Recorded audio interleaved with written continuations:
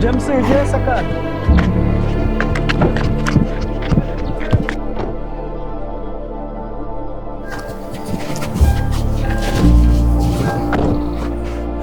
Ese James biriya bitewe n'iki gusohoka yiruka?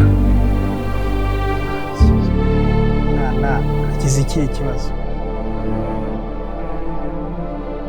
Siko nashaka kumufasha, abonye ari akana keza, nkaba mbonye kirutse. Nakunze.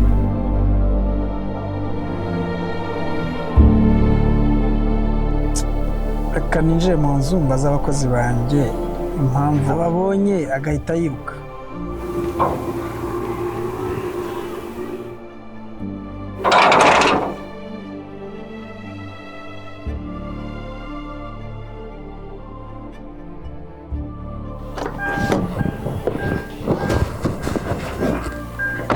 Eko sha, ko ari wowe mfungure zamu ari hehe?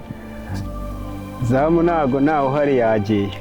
Boss, zamu naho hari nari ntetse nanga kuhera hanze nza kugufungurira. Niko sha. Kuriye mwana yarari mu modoka yanjye kumfunguriye agahita yirukanka. Ikibazo ni iki? Boss, uriya mwana ntago ibibazo bye mbizi gusa aherutse kuzana na mabuja asohoka yirukanka ariko naganiriye na zamu ambwira ko yibye ariko nta kintu kugeze tubura hano mu gipangu. Nibyo? Yego nibyo. Uyirabeshye. Yibye ikise kandi uvuga ko nta cyabuze. Zamu yambwiye ko yibye amandazi ya mabuja ariko yarayasize. Toka ntago byumvikana. Amandazi hano se ni muri butiki? Ndavuze none genda ujye kumuzana. Wanyumva ngo yibye amandazi? Ndavuze none jya kumushaka kandi ugaruka umuzana. Tubyumvikaneho kandi sibyo? Kibazo boss. Kanze ngiye kumushaka. Nta kibazo. Kandi ugaruka umuzana. Genda kandi ugaruka umuzana. Ngiye mu nzu ninsohoka nkagaruka hanze sange muri kumwe hano. Sawa boss. Kanze ngiye kumushaka ndaza muzanye. Sawa. Sawa.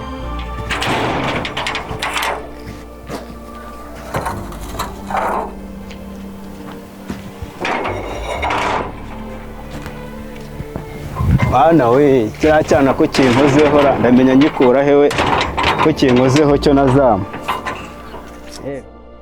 Nta kundi ubuse ndamushakira he gute kwere? Ubuse nk'uri yaziranye gute na boss? Kandi njye kumushakira muri bwabo marine bwo hepfo y'ingeto ndebe ko namubona. Ubundi boss buraziranye na hehe na kiriya cyana kwere? Urebe ukuntu aba ndaburije ko ubuse bura kiriya cyana ndagikura he koko kwere? Nta kundi reka njye kugishaka tu.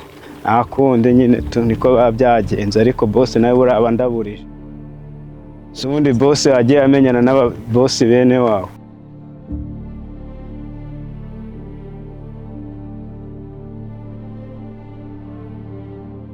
Shikamuhiga ariko ndamushyira boss ko byagenda kose. Niramutse mubonye nago yancika nuko umushyira boss tu. Shareka ndebe umupeti hari hepfo ndeba wicaye. Haramanine ndabona ariko bandangiye. Kandebe ka ari wera. Kabisa. Peti. Ni wowe kabisa. Boss yarakunumye. Tugende mwana boss aragushaka.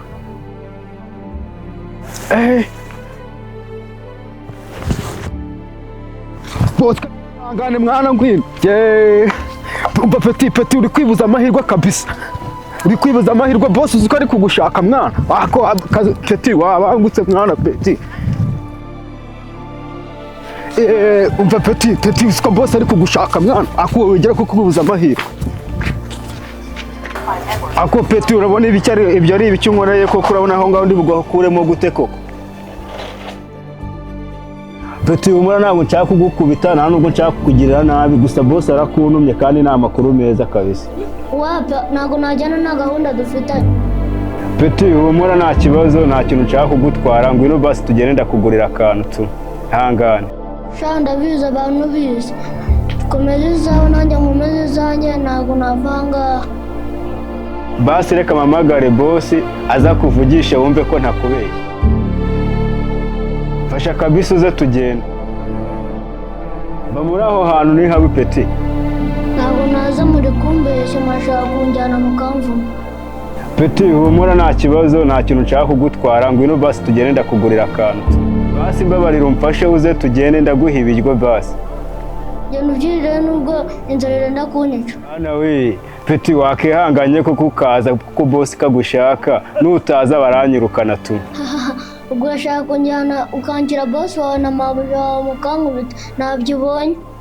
Genza gute koko bosi aranyica tu.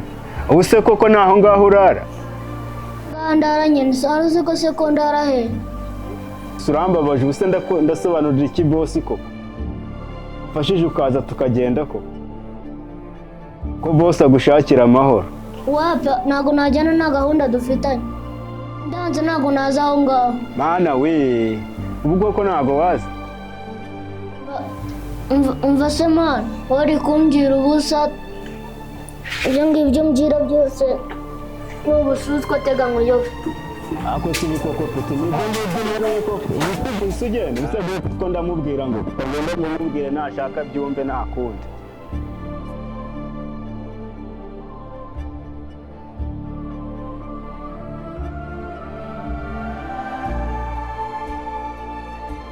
Se bundi kiriya cyana cyanze kuza kwera ubusa ubu koko bosi ndamubwira ngo kandi njye kumwereka ahantu ari hariya hepfo ndebe ko yaza kumwijyanira naho ngenda ndabona byarabuye. Bosi ngiye kumwereka ahantu uriya mupeti ari azajya kumwirebera kuko ngewe yanze tu.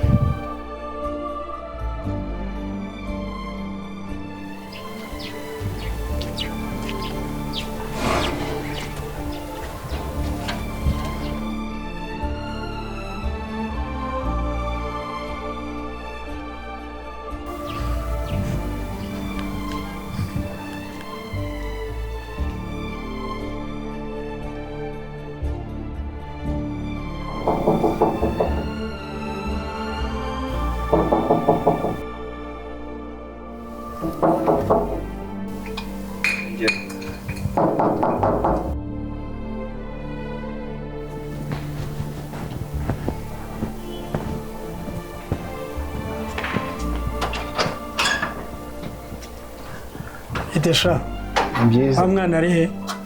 Bosi ni danje kabisa kuko kumubona ni hatari. Gusa amakuru meza mfite nuko namubonye ariko yanze kuza kubera yuko ngo ari gutinya yuko ngo twamukubita ngo twamuzana hano mu gipangu ngo tukaba twamukubita, ngo nicyo kibazo afite. Iki? Cyane ko ndakubwiye ngo genda kandi ugaruka umuzanye. Bosi ntako byakunda kubera ko yamakaniye.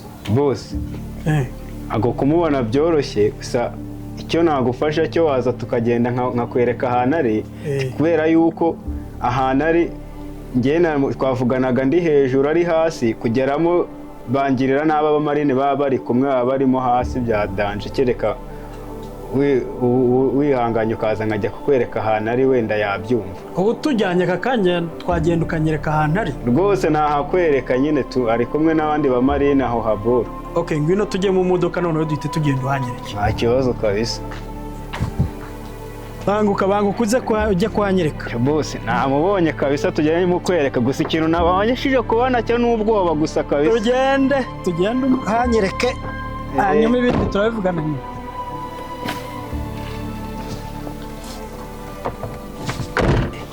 Nonese ko ugiye mu modokari nindi urufungure ko zamunawe ari? Bosi sorry bosi.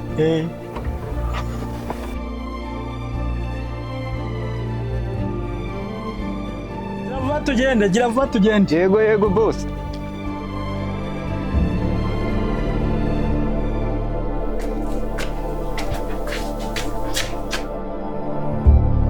Mbona wa murezi yagiye atega nawe nigire ku mujyi nanjye kwishakira umugati.